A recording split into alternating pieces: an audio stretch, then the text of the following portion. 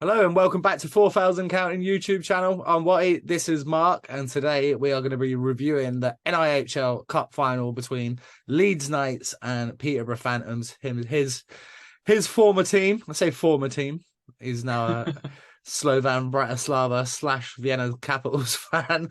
But Mark, what's it like for Peterborough to be back there? I know you used to be a fan. I'll always have that soft spot, man. It's what got me into hockey.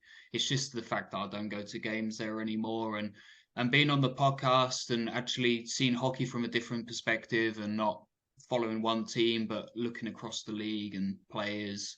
I'm no longer sort of associated to any team in the UK in that respect of supporting, because I see it as more of like a just to get an overall feeling of all the teams and seeing things from a neutral perspective. So Yeah. yeah, sorry to ramble on there. No, but Um, it makes sense because if you do come in, and I think this is where some of the fan podcasts fall down because they are so rose tinted. Like yeah, I go and watch Bainstoke every week. Liam Morris made a bad hit. I'm the first one to tell him. I'm not just going to be like free pass because you're my boy and you come on the pod and we're friends. And it doesn't work like that. You need to be able to watch it objectively. You need to be able to sit back and go, yeah, my guy tripped their guy up in front of the net. It was a penalty. Like, you can't sugarcoat shit, can you? When it yeah, comes to like then doing the podcast, because otherwise nobody's gonna respect what you got to say. exactly. You gotta, yeah, take the rose tints off and just see hockey for hockey. And yeah, that's why I've gone a bit more neutral. But yeah, I like the Phantoms. And going back to your question, yeah, I love to see them in the cup final. Well, I really do. It's great to see a team that's always sort of written off do it. In fact, not really of recent, but when I first watched the Phantoms, they weren't, well, the Pirates, they weren't particularly great at the time. So, yeah, I'd yeah, love to see another final in the bag, and I'm really looking forward to it. I don't know who to put my money on, but we'll dig into that. well, we'll make a little prediction. Stay to the end. If you do manage to stay to the end, bravo, and let us know your predictions as well. Let's kind of break down the head to head over the course of the year. They've played each other 5 times so far. First time it was up in Leeds Saturday. No, sorry, September the 24th, and it was a 5-2 victory to the Leeds Knights. They then met the following evening down in Peterborough, and it was again a victory for the Leeds Knights, 7-4. At this point in the league, Leeds not even looking like dropping points. They were just running over everybody in September and October. Roll on to December, much tighter game, but it was a victory in Leeds, 6-5 over the Phantoms. Now, this is where it gets interesting because after going 3 straight against the Phantoms on January the 14th, Phantoms went up to Leeds and they turned them over 5-4. And then the following night, played them at home and turned them over 3-2. So it's interesting that these teams have already played 2 back-to-back, like we talked about in our previous video with who should be coming into the National League and the back-to-back games. We're already seeing back-to-back and rivalry games. And Peterborough and Leeds is a nice little rivalry building now. 5-2 and 7-4, both Leeds victories. So that in this scenario, the cup scenario, that would see Leeds be crowned champions. But then roll on January, and it's 2 Phantoms wins on a Saturday and Sunday. That would see the Phantoms be champions. Good luck picking this one, by the way. The results as well. Other than the 7-5 and the 5-2, the other 3 games have all been 1 goal games. Like that's tight hockey. There's not a lot Definitely amongst it. is. Yeah. Right. Okay. You've probably got it there. Biggest wins and biggest losses for each team on the season.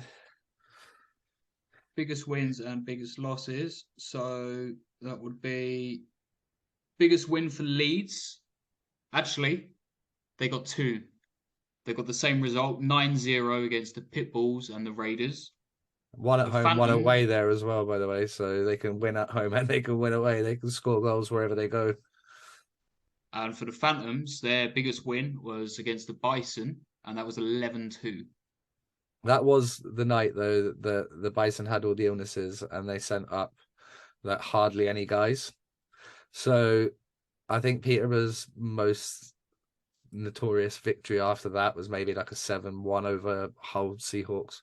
Can't remember when I wrote down the scores now, but Looking so at the losses, though, mate, I want to jump into the losses really because when you look throughout the whole season so far, Leeds' biggest loss, and in my opinion, I don't think this is exactly a big loss, and that was a 4-1 loss to the Wildcats. it's not a big loss. That's not a huge spanking, is it? Well, the games they've lost, they lost a couple of games to the Steel Dogs. They lost 3-2. They've lost a couple of games to the Phantoms. They lost, what was it, 5-4 and 3-2. So they're losing 1-goal games. And a big loss for them is, well, the fact that they only scored 1 goal, given the fact that, let's look at this as another statistic for you, bit of stat guy, 222 goals for and 103 goals against for Leeds this year. So goals, they've got them in spades. This is going to be interesting to see how it pans out. What about the Phantoms? Do you know what their overall was? The goals for and against? 196 for and 141 against. Again, like almost 200 goal mark. They've got some boys that can put the puck in the net. Not quite as prolific as Leeds, but Phantoms they can play any kind of hockey you want. Leeds have got a very offensive, heavy side, whereas I'd say Phantoms have more of a balanced side, and I particularly am a big fan of Phantoms' defense. Okay, let's talk about the coaches. We have Mr. Ryan Aldridge taking on Mr. Slava Kulikov. Now, this is an interesting battle. It's going to be ultimately a tactical battle. Slava's going to have more of a defensive mindset going in. I believe Ryan will stick to what Leeds know, and they'll be very attack-minded. It will be a tit-for-tat battle. I think the addition of Howlett is going to be massive. What's your take on the coaches? I mean, both great coaches, both play completely coach different styles of hockey. I think Kulikov, as most people in the league will probably tell you, it doesn't, for fans, they get quite bored of his hockey, but he plays his systems well, and the players really do stick to his systems and get results. So that speaks volumes in itself. It might not be the most attractive hockey, but ultimately it's a points game. I've got to stop saying ultimately. Whereas Leeds, a very offensive, heavy side, they've got the nice power forwards. I don't know. Watching them the other night, I just like the way they threw their body around. They just really get stuck in, and when they go forwards, it's great to watch. The hockey they produce is incredible. So both the coaches, yeah, two different styles. Would you give one an edge over the other, or Actually, I'm going to say this: Kulikov, as much as people might not like him, I think he gets the best out of players that aren't so well known, like the lesser known players. He likes to bring people through the youth and give them do you their mean opportunities. people with less of an ego, people who are Yeah, maybe a he little has a bit knack of bringing stronger in in the mind? yeah, and he really does get the most out of his guys. So I really respect that. Well, But with Leeds, he's proven he can win a trophy as well behind the bench. yeah, He done it when his dad was there. Like he can win trophies. There's no doubt about it. yeah. Leeds, I just think they've got more of a bit of a luxury sort of dream team at the moment in that league, and just the players that they've got are a fantastic caliber already. So you've got to get them to work and play to your systems and make sure that they're all getting along and clicking. But with the level of player that they have on their team, I think I don't know. I'd say it's slightly easier than what the route Kulikov does. Okay. I mean, I personally wouldn't give either guy the edge. They've both done very well to be where they are at this stage of the season. We're going to see an interesting coaching battle. I think the home fixtures are both legs are going to be crucial for the coaches. Getting that last change, getting those decisions, getting the line matches maybe you want late in games, and being able to get your top defensive guys out. I mean, it's going to be crucial for Peterborough to get their top D unit and shutdown unit out when Brown and Shudra and people like that are on the ice. And talking about them, let's head over and talk about each team's top points. So, well, where do we? Kieran Brown. Let's start with Kieran Brown. Let's start with Leeds and Kieran Brown, because why not? We talk about him every week. If he keeps doing the things he's doing, he's played 40 games, I believe, and is currently sitting at 42 tucks. So over a goal a game, 43 assists, over an assist a game for 85 points, over 2 points a game. One hell of a return. Then we've got young Cole Shudra sitting second on the list, 78 points. I mean, he's pulling up trees as well. Like these guys they're putting the puck in the net. So Cole's got 36 goals, 42 assists. Very, very, very respectable return. And then one for the old dogs, Matty Hayward, absolutely rolling back the years here. 40 games played, 20 goals, 58 assists. Give the man a puck on a PP, he's going to put it on someone's stick that's going to put it in the net, and that is lovely to see for a total of 78 points as well. Import wise, we've got young Zachary Brooks, 40 games, 23 plus 49 for 72 points, and then leading the way for the D-men is Mr. Baldwin himself. He's played 34 games, got five tucks already, which is pretty respectable from the back, and three tucks. 3 tucks, which is respectable from the back, and 15 assists for 18 points. Just pipping Sammy Zajac, who's got 15 points this year and a few tilts. Love that. What about the Phantoms there? Let's run through them, Mark. You go for it. Right, so we've got Glenn Billing, stud, 41, unreal. 41 games, 17 goals, 40 assists, 57 overall.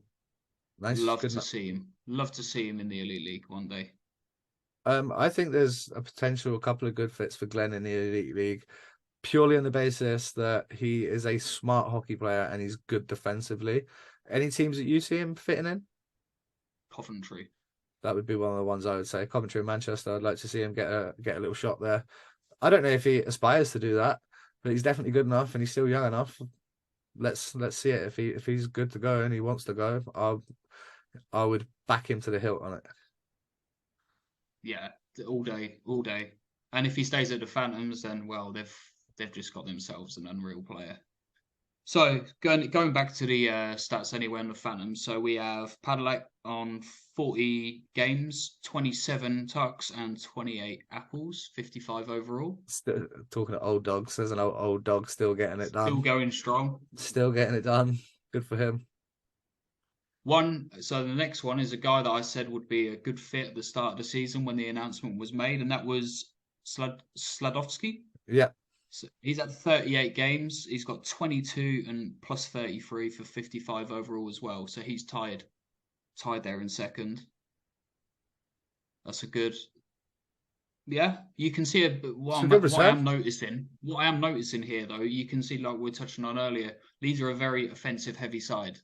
And when you look at the amount of points that they're putting up, their top guys in comparison to Phantoms, you're talking 20 points. I want to just check something here. Let's get on a good old elite prospect. So if you look at it, the next top scorer on Leeds would have been Grant Cooper, who had 71 points. Obviously, he's now gone off to Belfast. And then their sixth top scorer on the year, Adam Barnes, 38 points in 29 games. He obviously missed some games there. And then Matt Howlett, who's came on the scene, he's just currently under 2 points a game, 26 points in 15 games since he came. He's unreal. He's such a good player. When we look at Phantoms, they go, if we look at like points for points sort of thing, they've actually got more guys a little bit lower down the roster with some more points than Leeds have. So Leeds scoring's are very top heavy. Yeah. Very, very top heavy. Phantoms are really spread.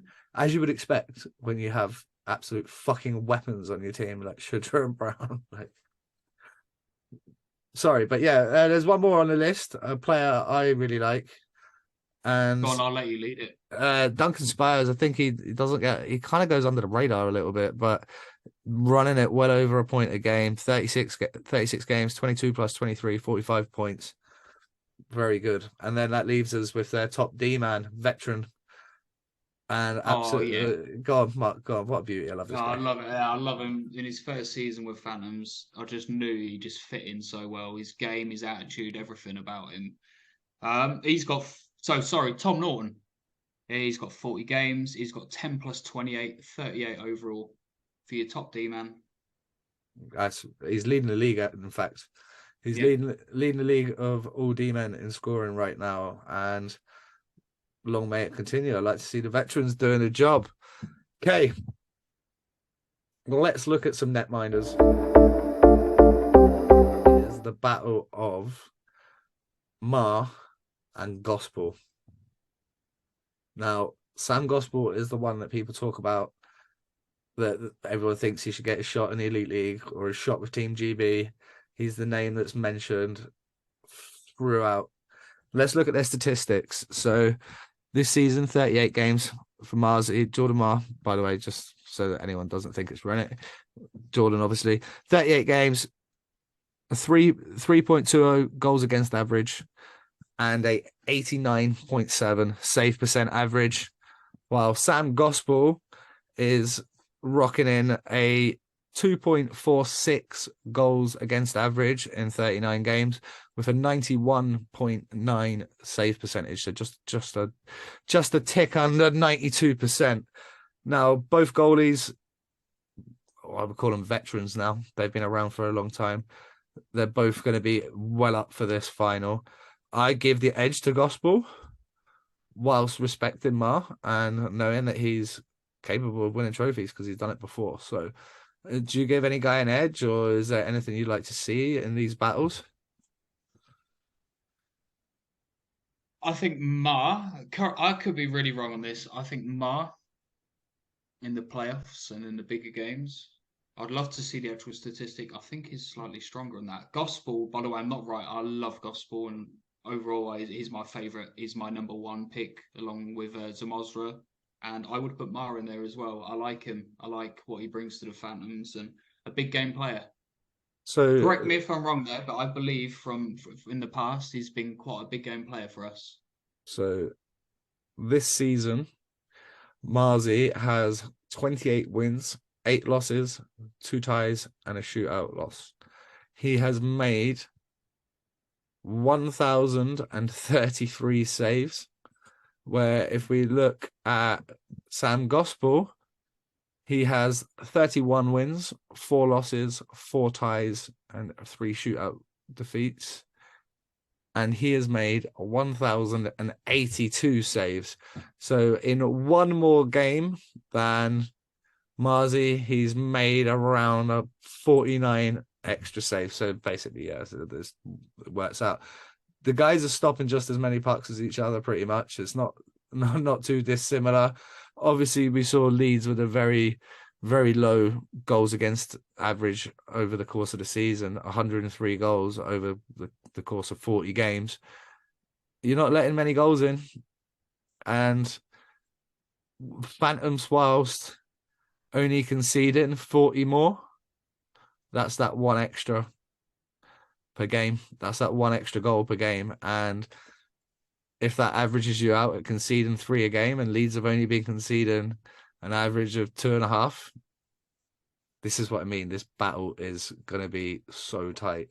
I hope you're all getting excited. If you're getting excited, we're going to be covering a little bit more content closer to the final. Make sure you subscribe to the channel. Make sure you turn the notifications on. Leave us a comment. Let us know who you think is going to win. We're going to reveal our predictions at the end. But before we do that, let's talk about some prospects. Lead us off. Right, so 2 great guys, 2 D-men. Archie Hazeldine And for Phantoms, Brad Bowen. Okay, it's both young guys. Brad, only 21. I know some people might be saying he's a bit old to be a prospect, but he's really not because I view him as an elite league prospect. He's having a career year this year, just missing out. He's not far behind Tom Norton in the top D man in the league when it comes stat wise. Correct me if I'm wrong. I think he's got 8 plus 24 for 32 this year or something like that. Yeah, in 38 games. In 38 games. That's very good for a 21-year-old defenseman. Obviously, we saw Ed Bradley burst on the scene with the Bees last year and put up some great points. Barron's doing it this year for Phantoms, and he's been an absolute gem for them. I imagine they're going to be wanting to secure his contract long term, with a view to getting him potentially on a two-way, because he's another one that fits the Coventry Blaze mold for me. And then Archie Hazeldine is stud. Yeah. Absolute stud. Obviously, he's played like 29 games for the Panthers this year, as well as his 20 games for Leeds. If Leeds are lucky enough to have him, I imagine they will have him because it's been a midweek competition. They're going to have him. He's played 20 games, 3 plus 6, 9 points, half a point a game for an 18-year-old defenseman in the National League. Very, very impressive. Two guys that I'm really, really interested in seeing the trajectory of their careers. I think they've got big careers ahead of them. And like you say there, Hazeldine's also had a taste this season in the elite. So there's more things to come from him, and he's proven that already with his points production so far. And a team which is, like I keep on saying, offensively heavy. Yeah. That's a great return so far in 20 games. Also, someone correct me if I'm wrong. I think it might be Hazeldine, not Dean, because something's just popped into my head on Twitter that someone was like spelling it out and saying that that's how it is. Let me know in the comments below because I don't want to get his name wrong. You can tell us if it's Hazeldine or Hazeldine. Either way, he's a stud. His brother's a stud. Very, very, very good hockey players. I'm really intrigued to see how their careers pan out. But that leaves nothing more than to announce our predictions and when these games are actually going to be played. Now, when are they played, Mark? You got the dates there? Oh, let me see if I can find the dates for this. So the first game is in Peterborough, and that's on the 17th of March. And then that means the return leg is in Leeds. I would have, yeah, I wouldn't touch When's that? They'll be on the 24th. On the 24th. Okay, so if with your fan head on, I'll let you be a Yeah. Phantoms. I'll let you be a Phantoms fan for a minute here. Would you have preferred the home leg first or second? If I was to take this as a Phantoms fan, I would have loved the return leg to have been in Peterborough. Yeah, I think everyone would. As a player, I'd like to go on the road first. Don't have to entertain anybody. Don't have to do anything exciting. I'm not there to entertain your fans. Shut the shop. Get the pucks out. Try and nick a couple of solid goals to take home. Be no more than a goal. Either way, we saw obviously in the in the Steelers versus Flyers. Flyers win 3-2 at home, go down to Sheffield, find themselves 3-0 down at the end of the first, down on aggregate, score 2 goals in the night, go to a shootout, win and qualify for the final. You don't want to be too far away because we've seen it in years gone by where one team wins the first leg 6-1. Even if you're Leeds, if you was to lose 6-1 in Peterborough, you're not going to beat Slava's team by 6 goals in a game when he's got a chance to win silverware. Ain't going to happen. So, I think I definitely prefer the home leg to be the second leg. I would like to be able to get on that road, get back on the bus. I don't like the fact that it's not back to back and we have to wait a week in between. Yeah. It's the worst. It's the worst. You want to, I get it. Maybe some guys are injured. Maybe they're not. Maybe some guys get a comeback. Maybe they don't. But a final and a 2-legged final needs to be back to back. We need to make we need to make a weekend in the calendar, and that is the final weekend, and we make it a big fucking deal. Everyone promotes it. I don't know how we do it. If we get one nationalized stream and we try and just get everybody on it, just to show the potential, like how many people are interested. When it's just the club streams, kind of feel that you're very limited to the numbers that will turn up. I.e., you're going to get all the Phantoms fans watch the Leeds stream, all the Leeds fans watch the Phantom stream, etc. But how many fans from other teams are tuning in? Fair point. Maybe there's something they can do to entice it, because it should be a league-wide, should be an exciting thing. Like, yeah, it's the cup final. Let's big it up. Let's talk about it. Like, as we're doing now, we want to help promote it. We want these games to be big. We want them to be sold out. What But would be cool? go on. You know what would be cool? This is a wild one.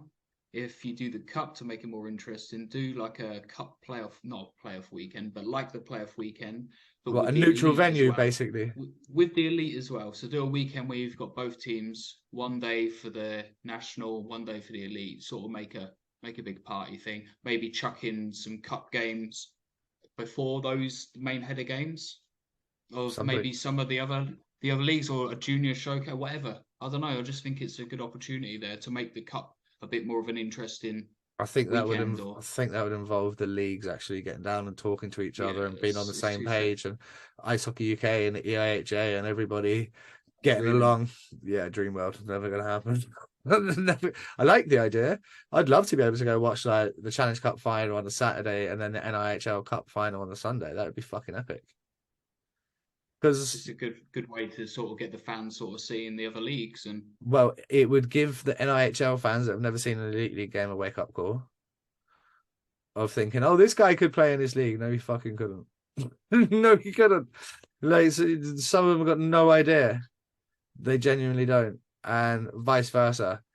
Some guys in that elite league going, oh, yeah, you could step down and rip that league up. No, you fucking couldn't.